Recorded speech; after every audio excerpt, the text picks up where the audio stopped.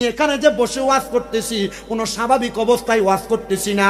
আজকে 2 মাস যাবত আমার আম্মা জান ঘরে অসুস্থ অবস্থায় পড়ে আছে।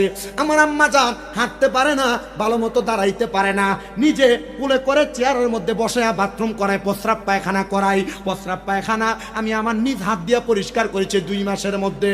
আল্লাহর কসম করে বলি, সকালবেলা নিজ হাতে আম্মা জানকে থেরাপি দেওয়া লাগে।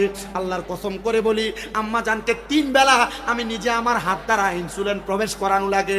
কিন্তু আমি একটা কথা আমার অন্তরের মধ্যে নিয়েছি, 2017 সাল থেকে আমি ওয়াজ করা শুরু করেছি। আজকে 9 বছর ওয়াজের ময়দানে আমি আমার প্রত্যেক মাহফিলে মা বাবার সম্মান, মা বাবার ইজ্জতের বয়ান করি। আমার এইটাই দিমাগের মধ্যে আসছে, হয়তো আমার আল্লাহ তাআলা আমার পরীক্ষা করতেছে। স্বামীন দাদা 9 বছর তো মানুষকে মা বাবার খেদমতের কথা বললা, এখন একটু নিজে খেদমত করো।